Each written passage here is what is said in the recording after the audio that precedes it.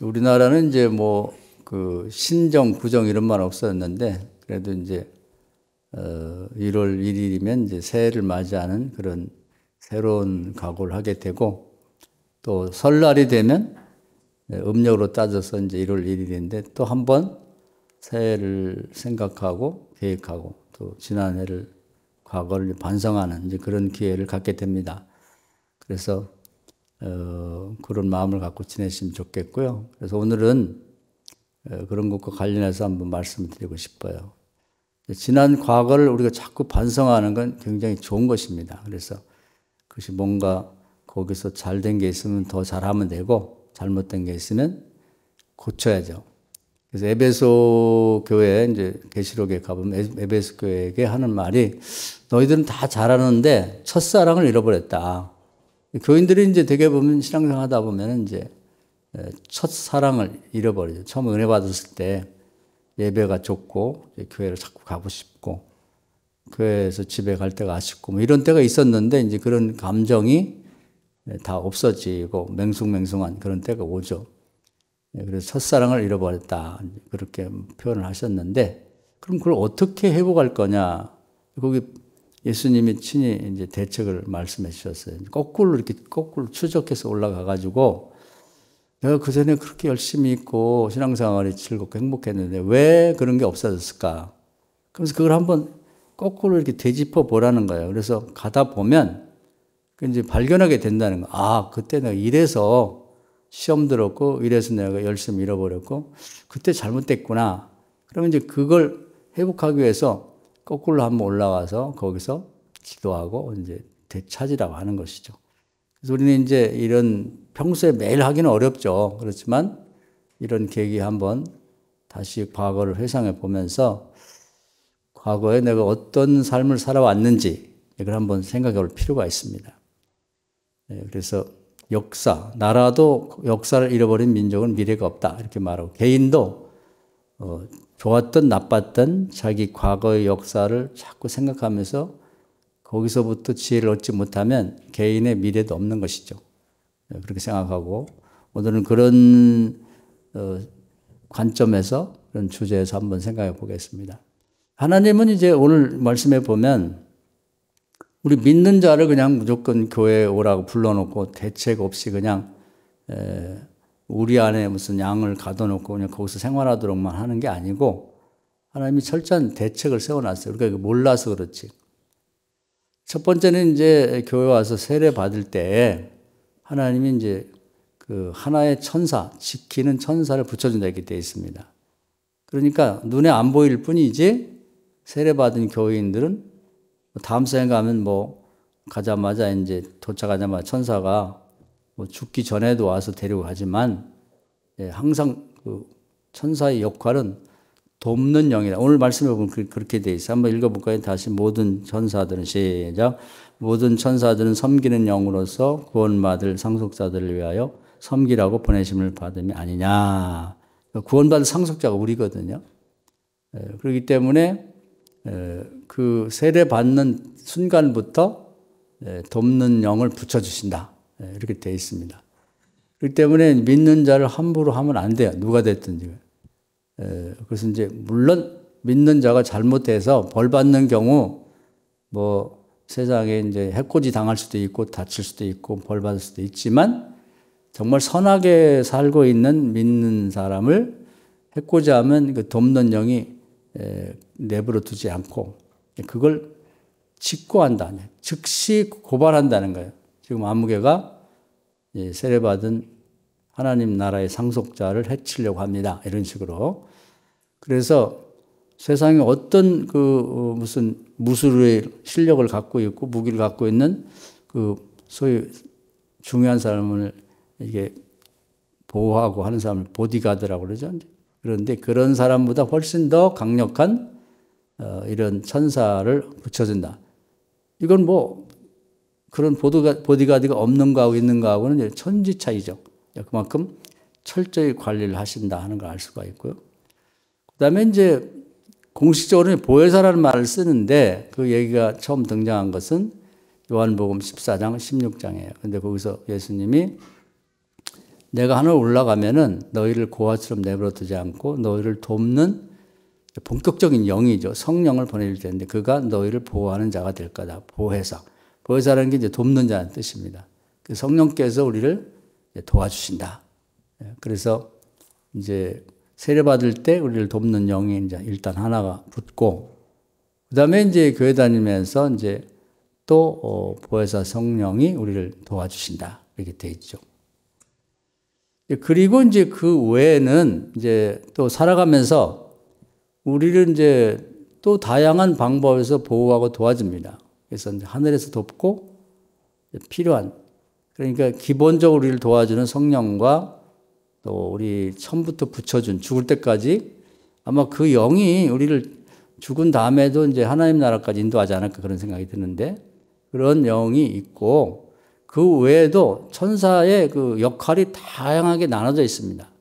다양하게 나눠져 있어가지고 병을 고치는 뭐 그런 역할을 하는 천사도 있고, 전쟁하는 천사도 있고, 하여튼 뭐 지혜를 주는 천사도 있고, 다양한 천사들이 있는데 그때그때 필요한 천사들이 우리를 와서 섬기는 역할을 한다. 그렇게 돼 있죠. 그러니까 우리 한 사람을 아주 하나님 나라에서는 굉장히 중요하게 생각하고 관리를 철저히 하고 있다. 이렇게 보면 됩니다. 그러니까 겉보기에는 예수 믿는 사람하고 안 믿는 사람하고 이제 별 차이가 없잖아요. 그러나 이 성경에 보면 예수 믿는 자, 특히 세례받은 사람들은 이제 이마에 인을 박는다. 그렇게 표현하고, 도장 인자예요. 도장을 친다 그러는 거예요. 영적으로 보면 다 보이는 거죠. 그것은 마치 뭐 좋은 비유인지는 모르겠습니다만은 이제 제가 군대 생활할 때 보니까 이 사회 지체가 높은 사람들 자식들은 그 기록 카드에 이렇게 도장이 찍히더라고. 빨간 도장, 뭐 파란 도장. 보통 사람 군인들은 그런 게 아무것도 없어요. 근데 이제 그 도장이 딱 박혀 있는 사람들은 뭐 장관의 자식이든 국회의원 자식이든 뭐 하여튼 사회에 굉장히 그 지위와 명예가 있는 사람들 이렇게 박혀서 오더라고. 그러면 이제 같이 훈련받고 뭐 옷은 똑같고 무슨 뭐 총이나 이런 건 다 똑같은데 이제 그 뭐 대대장이나 뭐 이런 사람들이 이제 다르게 관리를 하더라고 보면. 그래서 뭐 훈련 끝나고 뭐 괜찮아? 이렇게 등도 두드려주고 이제 관리를 이제 들어가는 거죠. 그게 밖에 나가면 문제 그게 서로 도움도 받을 수 있고 그러니까. 그래서 우리 중대장도 이제 그 우리 사병 중에 중대장 무슨 문제가 걸렸었어요. 그런데 사병 중에 보니까 상당히 큰 선박회사 회장의 아들이 있더라고. 그러니까 무슨 문제가 생기니까 걔를 불러갖고 네 아버지한테 얘기해서 좀 해결해 달라. 그래서 걔가 특별 휴가 갔다 와서 그 문제를 해결해 주더라고. 그러니까 이게 이 세상에도 그런 게 있다 이 말이죠. 그런데 우리가 이 세상 것과 이제 예수님도 뭐 세상 비유를 많이 들어서 우리를 이해시키려고 하셨는데 하나님 나라도 그렇게 돼 있다. 그래서 겉보기에는 예수 믿는 사람이 안 믿는 사람 똑같아요. 뭐 같은 회사 다니고 뭐 같이 전철 타고 같이 차 운전하고 다니는데 그러나 영적인 차원에서 보면 전혀 다르단 말이죠. 도장이 찍혀 있어요. 제가 이렇게 만들어낸 말이 아니라 성경에 이렇게 나와 있는 말씀이죠. 심판받을 때에도 달라요. 그래서 제가 늘 두렵기도 하고 기대가 되는 게 에스겔 9장에 보면 이제 심판의 천사들이 내려옵니다. 때가 되면 우리가 몰라서 그렇지. 그래서 아주 큰 사건들을 보면 하나님 나라가 개입이 되어 있는 거예요. 그래서 그때 보면 이제 과거의 성경은 이제 성경이 자꾸 새로운 말로 번역이 돼요. 뜻은 같지만 언어를 새롭게 선택하는 거지. 근데 지난번 개역 성경에는 9명의 천사가 오는데 그 천사들이 사륙의 기계를 갖고 온다. 그러니까 뭐 심판 내렸을 때 다 죽이는 거죠. 그런데 한 천사가 이제 이 통을 갖고 있고 칠이 들어있고 페인트 같은 거 그리고 붓을 갖고 와서 찍는 거예요. 이렇게 말하자면 이제 하나님 나라를 상속받을 자를 찍는단 말이에요. 같이 있어도 그게 우리 육신의 눈에는 안 보이지 영적으로 볼 때는 딱 보면 찍혀 있는 게 보이는 거예요. 영적으로. 그런 다음에 뭐라고 하냐면은 심판을 내릴 때 성전의 앞자리, 그러니까 믿는 사람부터 심판을 받아요. 안 믿는 건 사람들은 뭐 심판을 무섭게 받을 거고, 일단 교회 성전 앞자리에서부터 그 다음에 나름대로 교회로 오래 다닌 늙은이부터. 그래서 무조건 표가 없는 사람 죽이라는 거예요. 그러니까 이 심판을 전담하는 천사들이 있어요. 우리 말은 군인 같은. 이런 천사들은 피도 눈물도 없습니다. 왜냐하면 자의에 의해서 이 장관 늙었으니까 좀 봐주고. 그리고 이제 전쟁이 나도 꼭 보호받아야 할 사람이 있어요. 애기 뵌 여자, 애기들 이렇게 지금도 전쟁에서 가장 보호해 주려고 하는 사람들이 그런 사람들인데 거기 보면 이렇게 돼 있어요. 애기 뵌 여자도 봐주지 마라. 그러면서 표가 없는 자는 다 죽이라 이렇게 돼 있거든요. 그래서 이 표가 있느냐 없느냐가 굉장히 중요한 겁니다. 영적 세계에서는. 근데 우리는 그걸 모르고 살지. 그러니까 이제 예배 마치고 나가면 이제 섞여서 뭐 버스 타고 전철을 타고 뭐 운전하고 다닐 텐데 비슷비슷한 차를 타고 다 다니고 그런다고 해서 같은 사람이 아니다. 하나님 나라에서 그렇게 관리를 한다는 거예요. 그럼 성전에 있는 사람이 왜 앞자리부터 그렇게 심판을 받느냐? 제대로 안 믿은 거죠. 말로만 교인이지 제대로 안 믿은 사람들. 그래서 그런 사람들은 제가 늘 또 무섭게 생각하는 건 마태복음 7장에 보면 예수님 앞에 심판받을 때 그 사람들이 이제 자기 변명을 할 기회가 있나 봐요. 최후 변론처럼. 저 왜 구원 못 받습니까? 제가 왜 머리에 이렇게 이마에 도장이 안 박혔습니까? 그랬을 때 예수님 내가 너를 도무지 모르겠다. 그러니까 제가 선지자 노릇하고 또 병도 고치고 병도 고침받고 그랬는데 그게 왜 안 될까요?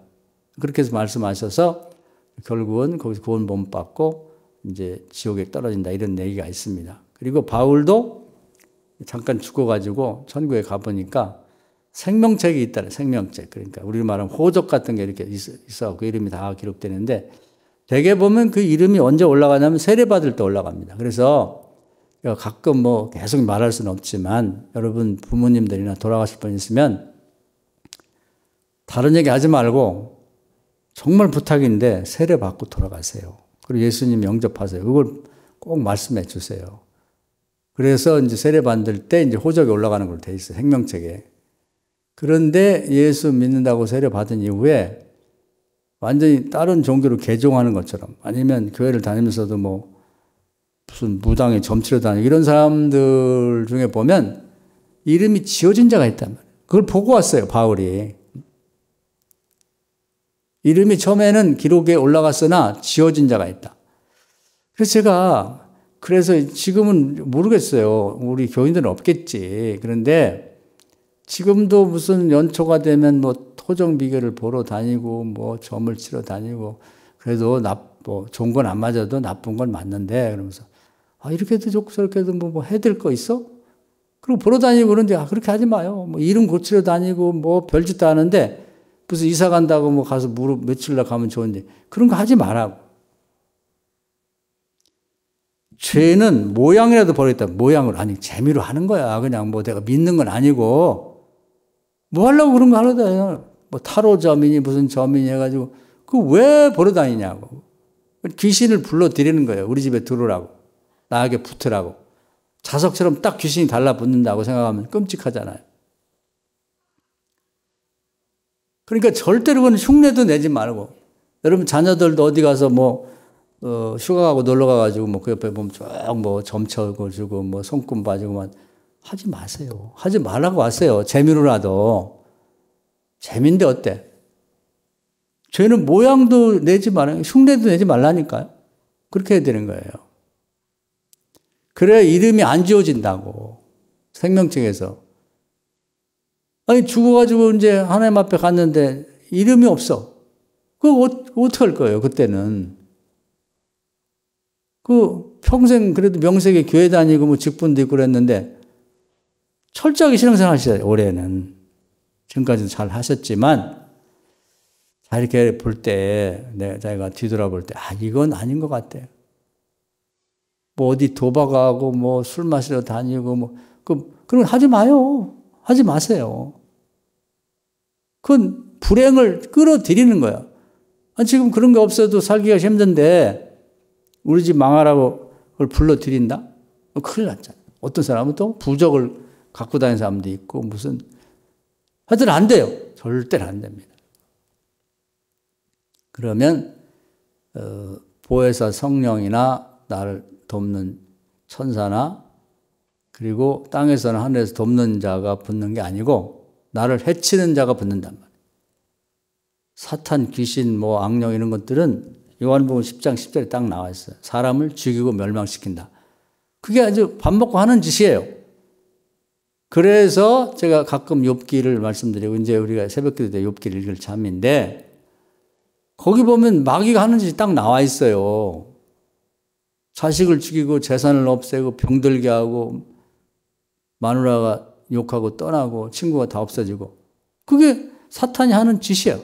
그걸 한꺼번에 하는 경우도 있고 나눠서 이제 이렇게 재미 삼아서 하는 경우도 있으니까 그걸 왜 뻔히 알면서 그걸 불러들이냔 말이에요. 안 되죠. 그래서 우리는 하나님이 나를 정말 금쪽같이 여긴다. 천하보다 귀하게 여긴다는 게 그냥 말로만 하시는 말씀이 아니라 아기가 됐든 어른이 됐든 딱 세례받는 순간에 돕는 천사를 하나 딱 붙여준단 말이에요. 우리가 도대체 뭐예요? 뭐 잘났다고? 우리 하나님이 그만큼 우리를 소중히 생각하기 때문에 그런 거죠. 그래서 여기 보면 원래는 천사가 우리보다 더 우월한 위치에 있는데 그건 하나님 나라 가서 저는 물어보고 싶어요. 그런데 천사들을 여기 모든 천사니까 천사 전체를 동원해서 예수 믿는 사람을 도와라. 그건 이제 예수님 재림 때까지 그렇게 명령을 하신 것 같아. 모든 천사 여기 보면 여기 있죠? 14절에 모든 천사들은 섬기는 영이다. 누구를 섬기냐? 우리 믿는 자를 섬기는 거지. 안 믿는 자를 섬기겠어요? 그러니까 우리가 정말 소중한 존재라면 자존감을 가져야 되는 거야. 내가 뭐 이렇게 하지 말고. 그래서 겉보기에는 못나 보이고 뭐 다 그래도 저녁이 되면 제가 가끔 그런 말씀드리죠. 어떤 예수 안 믿는 사람들은 교회 다니는 게 아무 개는 나보다 아주 더 못돼 먹었어. 걔가 천국 가면 나는 100번도 간다. 겉보기 그럴 수도 있어요. 아주 못나고 뭐 공부도 못하고 뭐 되는 일도 없고 그럴 수도 있지만 그래도 자녀들을 보면요. 자녀들 중에 운동장에 뛰어놀다가 뭐 아주 못나기도 하고 그냥 뭐 장난꾸러기에다가 뭐 그냥 옷도 다 더럽혀지고 그래도 저녁이 돼서 집으로 돌아가면 다 자기 아버지 집 찾아가는 거예요. 저녁 때에서 우리가 이제 이 세상을 떠서 다음 세상으로 넘어갈 때는 다 아버지 집으로 가는 거예요. 못났든 잘났든 하나님을 아버지라고 부르는 자녀들은 아버지 집으로 가는 거지. 하나님의 아버지가 아닌 사람은 아버지 집에 못 가는 거예요. 간단히 얘기하면 그런 거야. 그래서 요한복음 1장에 보면은 하나님의 자녀가 되는 권세를 얻은 자만이 하나님 나라 가는데 그건 지금도 표가 나요. 지금 지나다니는 사람 보고 하나님 아버지라고 불러봐라. 못 부르지. 그리고 흉내를 내도 그것은 진심으로 부르는 게 아니고 어색하지. 왜 아버지가 아니니까 남의 아버지 보고 아버지라고 부르면 부를 수가 없잖아요. 그렇기 때문에 하나님은 못났든 잘났든 남의 알아주든 간에 하나님을 아버지라고 부르는 자식들을 그냥 금쪽같이 여기면서 못났으면 더 그걸 불쌍히 여기고 도와줄 애를 쓰는 거예요. 그런 자부심과 믿음을 가지세요. 할렐루야. 올 한 해도 이런 마음을 갖고 살자고요. 그 하나님 앞에 너무 주저주저 하지 말고 기도할 때도 떳떳하게 아버지 제가 이런 게 필요합니다. 이렇게 도와주세요. 그렇게 기도를 하라고.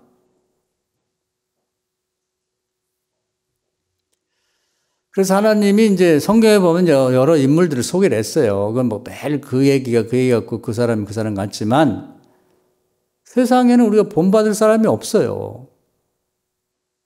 무슨 경제적으로 성공한 무슨 재벌이 있다고 그래서 그걸 뭐 신앙적으로 본받을 사람은 아니잖아요. 그걸 또 하나님이 인정하는지 안 하는지도 알 수도 없는 거고 그가 그렇게 뭐 큰 기업을 이루고 재벌이 될 때는 얼마나 나쁜 짓을 했는지도 모르잖아요. 우리는. 남의 기업을 뭐 강제로 빼앗았는지, 뭐 깡패를 동원해서 뭐 잘못을 했는지, 하여튼 사기를 쳤는지 모르지. 또 정치적으로도 뭐 대통령이 되고 뭐 무슨 국무총리가 되고 국회의장이 됐다고 해서도 그걸 닮고 우리가 모범을 삼을 수 없잖아요. 인생을 그 사람을 닮아갈 수는 없는 거잖아요. 그거 거기까지 올라갈 동안에 무슨 잘못을 했는 죄인지 어떻게 알아요? 그냥 그런 사람이 있나 보다 이렇게 그냥 화초를 보듯이 보면 되는 거지. 그걸 우리 인생을 걸고 닮아갈 존재는 아니란 말이에요. 그 신앙은 예수님 말씀했어요. 나를 본받고 배우고 따라가라. 우리의 닮아갈 완전한 존재는 이제 예수님인데 그 예수님 외에도 성경에 보면 닮아갈 사람들을 소개해 놨단 말이에요. 그래서 자꾸 성경을 읽는 거예요. 그런 사람을 연구하는 거죠. 본받고 배우고 따라가려고. 그런 사람들을 자꾸 읽고 연구하다 보면 하나님이 이렇게 사람을 돕고 또 키우시고 또 쓰시는 걸 하는 걸 배우게 되는 거예요. 그런 대표적인 인물들이 쭉 나오죠. 이 세상에 그 창세기 아담 때부터 왔다가 죽은 사람이 얼마나 많겠어요. 뭐 수를 헤아릴 수 없게 많겠죠. 근데 그런 사람들 중에 본받을 만한 사람이 그렇게 많지가 않은 거예요.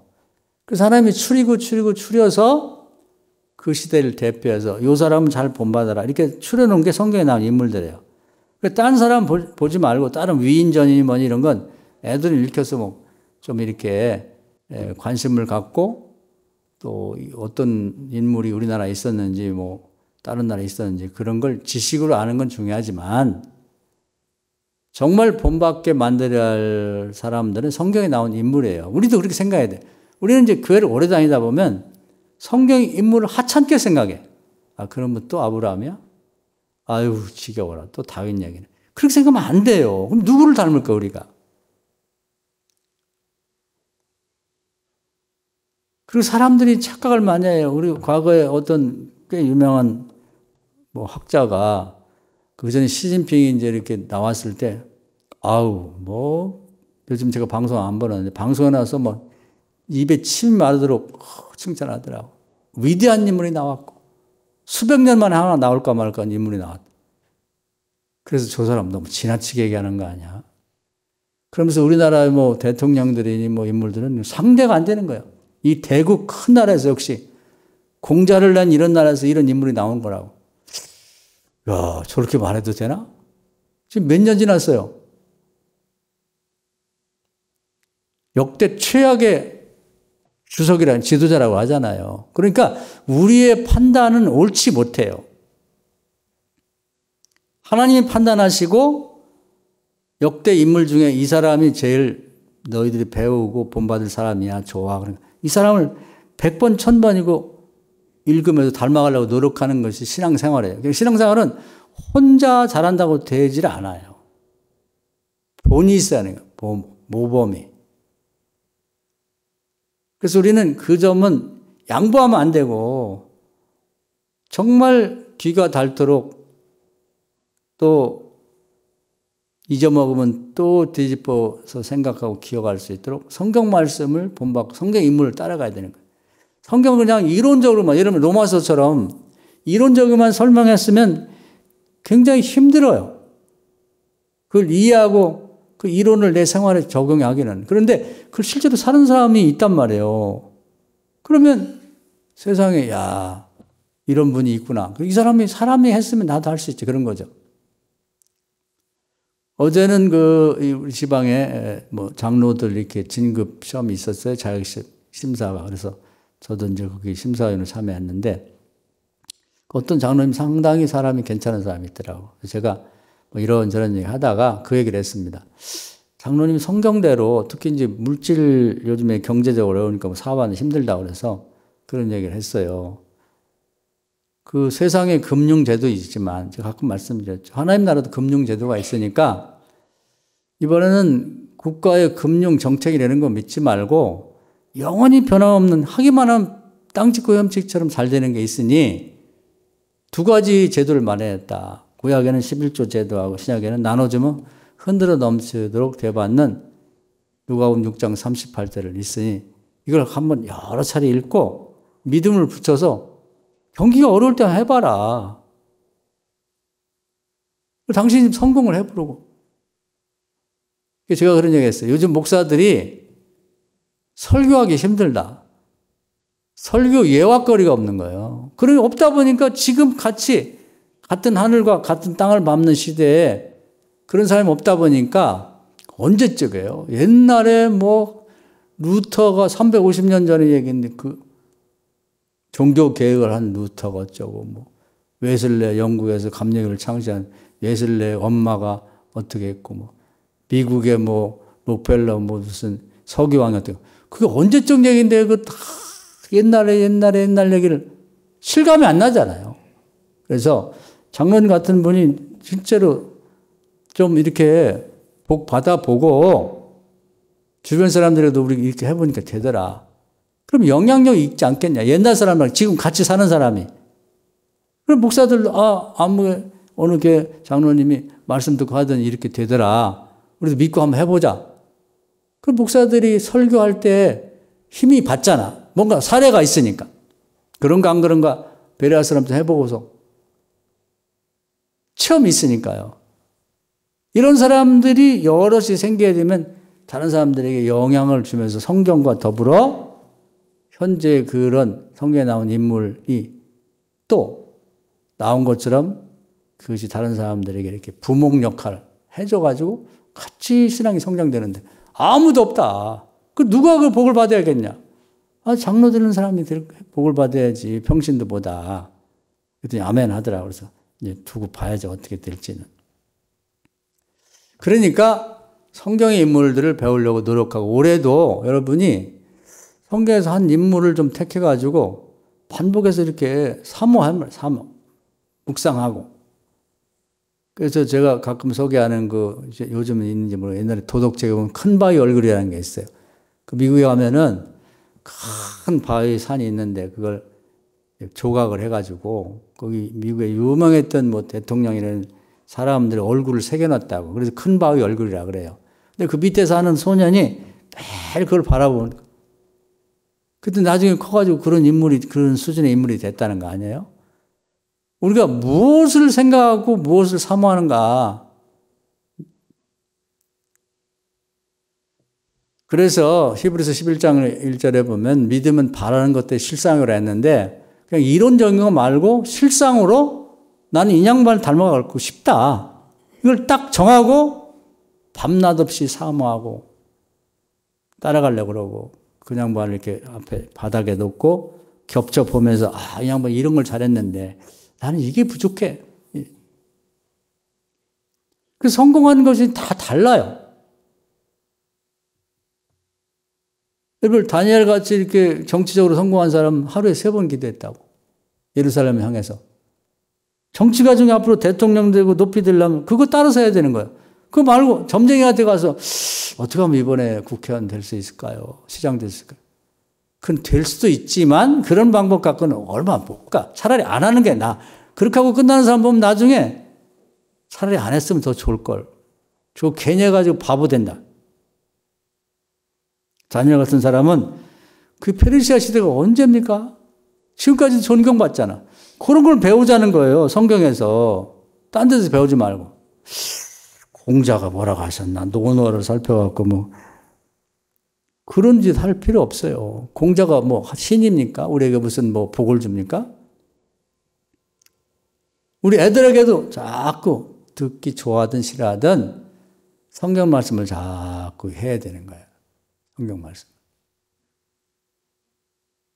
우리 습관을 고쳤으면 좋겠어요. 어떤 여자 장로 되려고 온 신천 권사가 있는데 그 짧은 시간 동안에 자기 남편 얘기를 몇 번 하더라고. 우리 남편은요.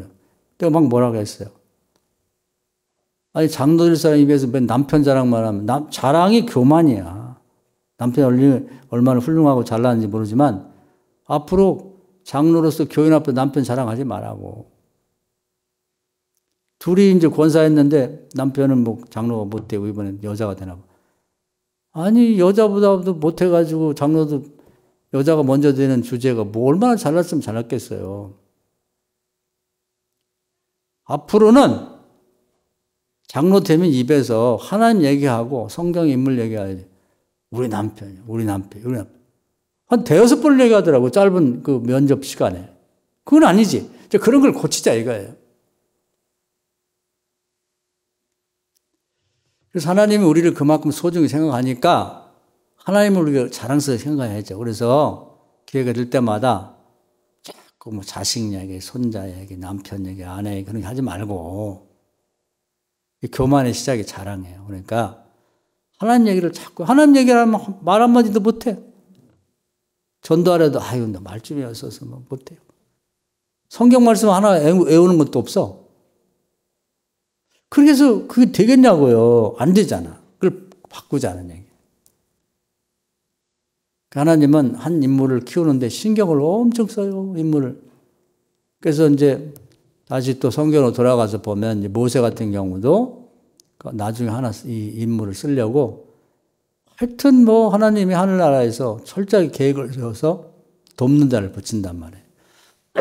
그러니까 좋은 신앙이 좋은 엄마, 아빠 아므람과 요게벳이란 그 레위 지파의 후손으로 태어나게 했고, 그리고 나일강에 벌어졌죠. 시대가 악했지만 또 마침 거기에 와서 목욕하던 바로왕의 딸 공주의 눈에 띄어서, 공주가 이제 원래는 히브리 출신의 사내 아이들 다 죽이도록 되어 있는 걸 아버지 바로가 선포한 내용이니까 공주가 너무 잘 알죠. 근데 공주가 그 아이를 보니까 너무 잘생긴 거예요. 도저히 죽일 수가 없는 거죠. 아, 이렇게 만난 것도 인연인데 하나님이 신이, 그들 뭐 하나님이라고 부르지 않았지만 신이 나에게 준 선물인가 보다. 이런 아이를 어떻게 죽여? 저기 데려가서 양자라서. 이게 하나님이 도와주는 거예요. 하늘에서. 그 공주를 돕는 자를 붙인 거지. 그런 일이 비일비재해요. 저도 옛날에 요즘에 되짚어 보면서 내가 태어나서 살아오는 동안에 천사처럼 나를 도와준 사람이 누군가를 보면 모든 순간마다 매년마다 내가 가 있는 어떤 환경마다 도움는 자가 있더라고요. 그건 진짜 사람이 하나님이 도우라고 붙여줄 수도 있고 천사가 때로는 사람의 모습으로 오는 때도 있어요. 그건 뭐 여호수아서에 보면은 5장에 여리고성 전투할 때 군대 장관이 사람의 모습으로 왔잖아요. 그러니까 사람의 모습으로 오든 진짜 사람이든 관계없어요. 하나님 붙인 거지. 모세를 도와줬잖아요.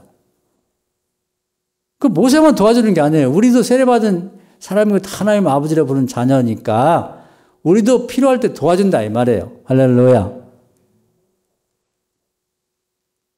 모세를 읽을 때는 나하고 모세하고 같다고 봐야 돼. 모세는 뭐 대단한 인물이고. 그거 아니란 말이에요. 하나님 입장에서는 모세나 우리랑 다 똑같아.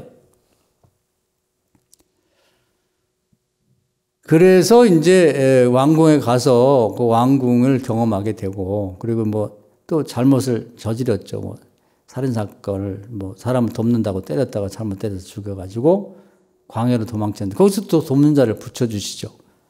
그 아가씨 하나, 십보라는 아가씨를 우물가에서 만났고 그것이 또 연관이 돼서 그 집에 가보니까 그 근동에서 가장 훌륭한 이드로라고 하는 그 종교의 지도자이면서도 그 부족의 지도자, 책임자의 집안에 사위로 들어가죠. 사위로, 맞사위로. 그래서 거기 40년간을 거기에 지내게 되는데 거기서 이제 이드로라고 하는 사람이나 십보라라고 하는 아내가 돕는 자가 된 거지. 하늘에서 하나님이 지명해서 너는 돕는 자를 붙여준 거지. 몰라서 그렇지. 지나고 보니까 그렇다 이 말이에요. 그런 식으로 돕는 거예요.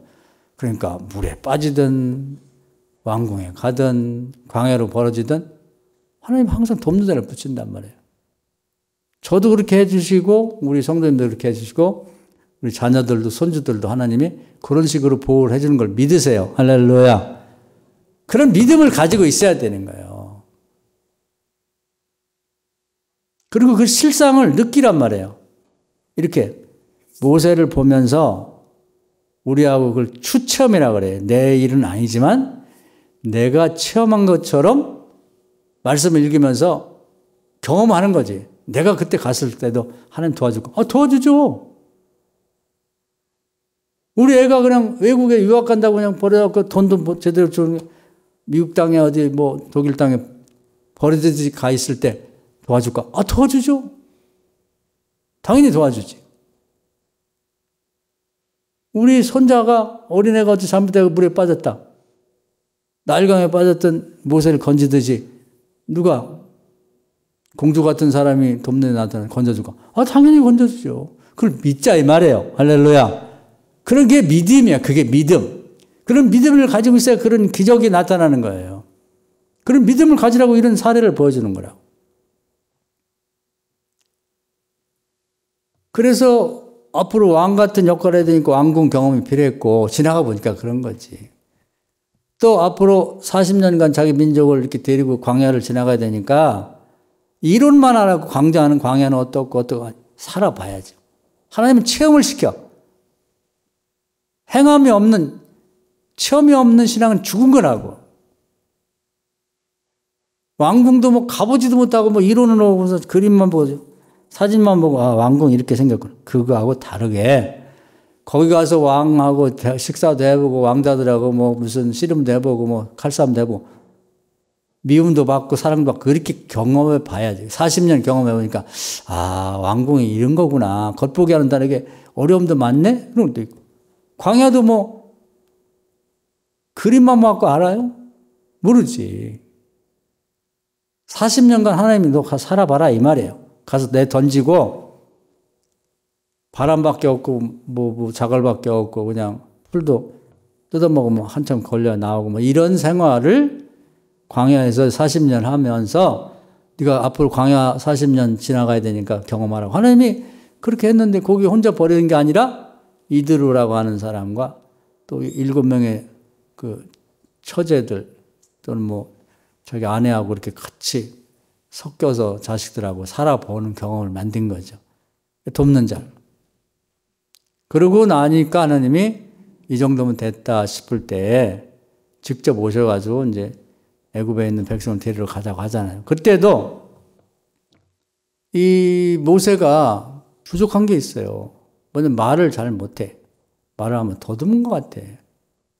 그랬더니 하나님이 걱정하지 마라.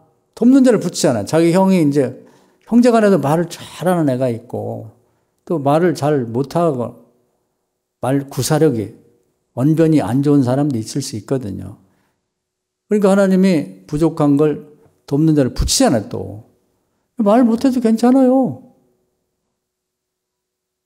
바울도 말씀드렸죠. 바울도 말을 잘 못했다고. 글은 잘 써도. 그 바나바 같은 사람 붙이잖아. 신라를 붙이잖아요. 디모데 같은 사람 붙이잖아. 나는 영어를 못해가지고 괜찮아요. 영어 잘하는 사람 붙여주면 되잖아. 요즘에는 뭐 영어 잘하는 사람 붙일 것도 없고 핸드폰이 그냥 뭐 한 건에 뭐 100만 원, 200만 원씩 줄 통역사보다 더 잘하는데 뭐. 걱정이 너무 많아. 걱정할 거 없어요. 형이 이제 뭐 말을 얼마나 잘하는지 대변인이 됐고 그 다음에 또 이제 그 능력이 부족하다 그러니까 하나님이 그래? 그럼 능력 부족하면 내가 주면 되지. 그래서 손에다 능력을 줘서 이렇게 손에 넣었다 빼면 문둥병도 걸리고 건강해도 되고 그 손으로 만지면 이제 병도 낫고 놀라운 일이 벌어지는 거예요. 가진 게 아무것도 없는데요. 이 지팡이 하나밖에. 뭐 물건을 뭐 미고 다니고 지고 다닐 수도 없고 그랬더니 하나님이 지팡이를 축복해 준다고 해서 던지니까 뱀이 되고 잡으니까 또 이 지팡이 되고 뭐가 걱정이야? 뭐가 걱정이냐? 하나님이 하늘에서 다 알고 계세요. 성령으로 돕는 천사가 있지. 필요한 것은 다 공급해 주지.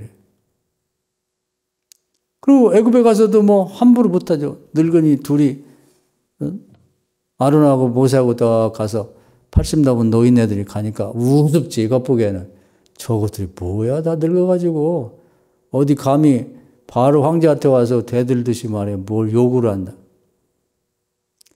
혼자가 아니라니까요. 모세 주변에는 천사들이 동행하고 있고 성령이 함께하고 있기 때문에 혼자가 아니라고.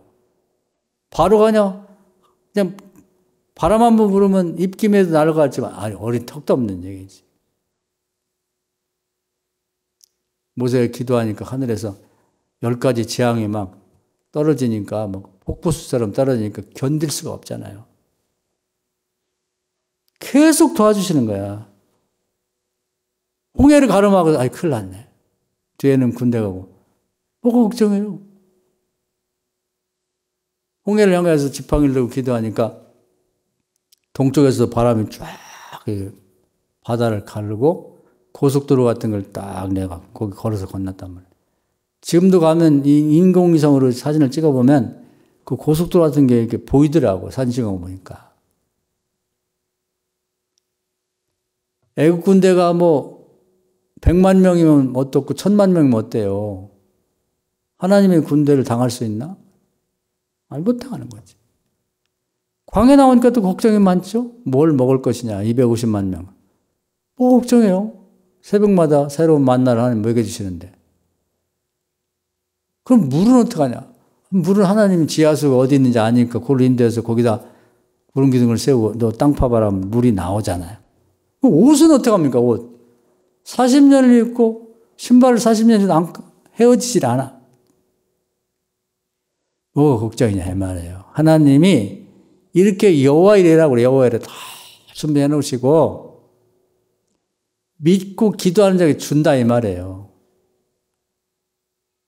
근데 여기서는 꼭 생각해야 돼. 이걸 모르면 안 돼. 믿은 다음에 기도를 하셔야 되는 거예요. 할렐루야.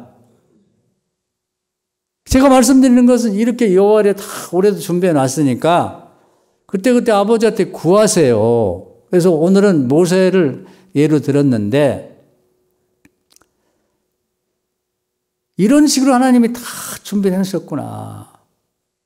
그렇게 생각하고 그때 우리가 당하는 어려움은 모세라고 하는 사람 민족을 이끌고 이동하는 데 당하는 그런 어려움하고는 비교가 안 되지. 우리는 그렇게 해봤자 자기 가족들 이끌고 가는 거예요. 교회에서 무슨 여성교회 회장이면 회장들 교 몇 명 되는 회장에서 여성교회 이끌고 가는 거고 뭐 회사를 하는 사람은 회사 식구들 몇 명 데리고 가는 거지. 모세처럼 250만씩 그렇게 들고 가는 거 아니고. 근데 이끌고 가는 건 똑같아. 만나는 어려움은 유사하게 어려움이 많아요. 그때마다 모세를 생각하는 거지. 아, 모세는 이런 때 이렇게 하나님이 준비했다가 다 도와줘. 아, 걱정은 뭐냐. 내가 도와줄게. 내가 도와줄게. 밥이 없어? 물이 없어? 옷이 없어? 고기 먹고 싶어? 그럼 메추라기를 바람 불어서 갖다 쏟아 놓으니까 그냥 얼마나 많은 메추라기가 천막 주변에 있는지 거의 1규빗이면 뭐 그냥 한 30cm, 40cm 두께로 그냥 쫙 깔려가고 막 고기를 먹다 그 고기 국물이 콧구멍에서 넘어질 정도로 먹여졌다 이 말이에요. 세상적으로 말하면 코가 삐뚤어지도록 고기를 먹여줬다. 뭐가 걱정이냐 이 말이죠. 오늘 근심 걱정을 다 내려놓으세요. 할렐루야. 그럼 믿자고. 하나님 나라는 다 준비가 돼 있다. 여호와 이래. 근데 문제는 이걸 모르는 것이 문제고 두 번째는 있는 걸 믿지 못하는 거예요. 그리고 자꾸 모세는 됐지만 나는. 아니 모세도 하나님 자녀고 우리도 하나님 자녀인데.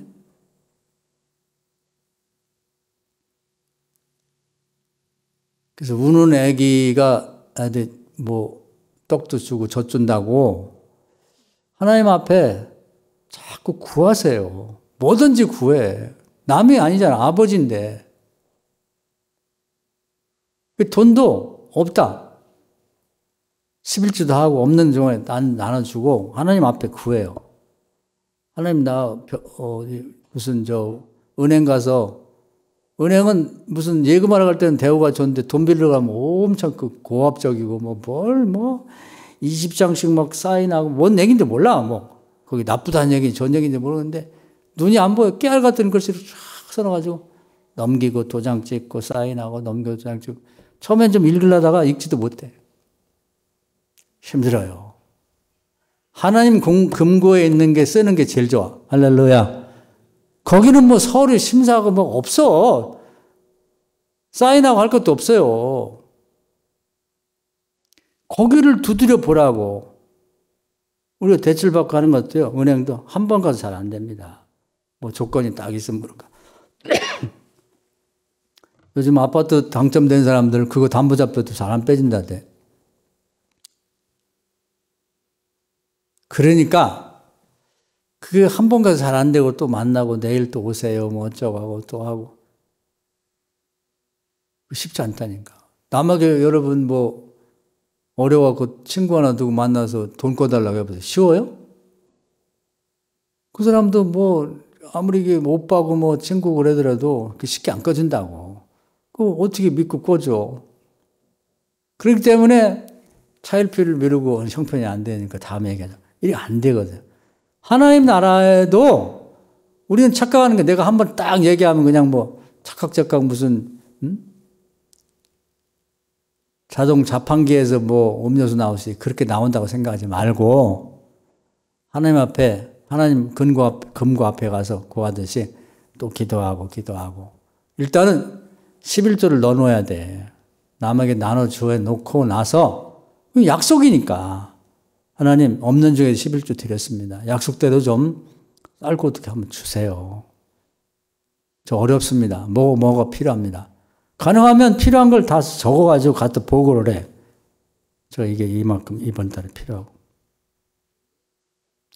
그건 제가 지어는 말이 아니고 히스기야를 보면 전쟁이 났을 때 그 적장이 말이죠. 선전포고문이라고 있어요. 그걸 갖고 와서 줬단 말이에요. 그러니까 이걸 딱 하나님 앞에 갖다 놓고 하나님 알고 계시지만 읽어가면 얘기해. 글쎄 이런 사람이 말이야. 이렇게 말을 하는 게 말이 됩니까? 다른 외국의 우상들하고 하나님을 비교하고 그 듣지도 못하고 사람이 만든 나무와 돌을 깎아서 만든 우상과 하나님 비교한다는 게 말이 되냐고. 이런 건 용서하면 안 됩니다. 하나님. 뭐 이렇게. 올해는 그렇게 기도를 해보자고요. 이번에 기도 제목을 짠 거 보니까 둘이 뭉실하게 큰 제목만 적었던데 그건 저한테 내는 건 그렇게 하더라도 기도 제목을 잘 써서 갖다 놓고 읽어가면 얘기를 해요. 우리 아들 필요한데 이거 주세요. 제가 어디 가서 이 나이에 사정을 하겠습니까? 애들 취직시켜달라, 뭘 해달라, 봉급 올려달라. 아버지가 뭐 사장 만나갖고 우리 아들 좀 이번 진급 좀 시켜주고 봉급도 좀 올려달라고 말이야. 이게 뭐냐고. 그 얘기할 수 있어요? 또 아는 친구 누구 만나가지고 말이지 우리 아들 좀 우리 딸 좀 이번에 좀 어디 니네 회사 하나 좀 아는 사람 취직 좀 시켜달라. 못하잖아요. 하나님한테 하잖아. 하나님한테 할 수 있잖아. 어떻게? 주실 때까지.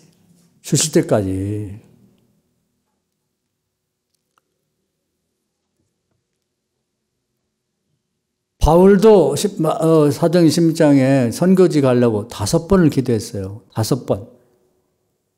우리가 뭐 대단하다고 그냥 한번 딱 얘기하면 된다고 그렇게 생각하면 안 되지. 야곱도 믿음의 조상인데 야복강에서 밤을 새워 기도했어요.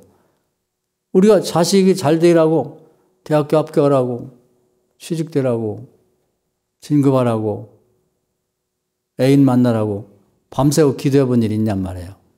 응? 그냥 어떻게 되겠죠? 기도를 신뢰를 안 해. 기도하면 된다는 믿음이 없기 때문에 안 하는 거지. 그래서 오늘 모세를 말씀드렸는데 하나님 우리를 너무 소중히 생각하시고 천사 전체를 우리 돕는 영으로 배치를 했어요. 너 다른 것도 하지 말고 사람을 도와. 특히 예수 믿고 세례 받은 사람들 도와라. 이렇게 돼 있고 얼마큼 도움냐? 모든 살아가는 그 과정마다 돕는 자를 하늘에서도 붙이고 땅에서도 붙이고 그 필요한 것을 다 준비해 놓고 구하기를 기다린단 말이에요. 안 구해도 전문적겠지. 그건 안 돼요. 그게 미련한 거예요. 성경은 구해야 주시고 찾아야 찾고 문을 또 열린다고 돼 있지. 구하지 않는데 주는 건 없어요. 그러면 신앙생활 필요 없지. 다 구원해 주시고 다 그냥 필요한 거 다 창고를 열어서 개방해서 다 주면 되지. 안 되지. 안 돼요. 세상에도 구해야 됩니다. 65세 이상 되면 노령연금을 국가에서 준다고 다 돼 있어. 그건 법이 결정한 거니까 다 해당이 되는데 집에 가만히 앉는데 동사무소 직원이 갖다 주질 않아요. 가서 신청해야 돼. 구해야 된다니까. 귀찮게 뭐 아유 그거 알아서 주지. 알아서 안 줘요. 하나님 나라도 똑같아요. 구하시라고.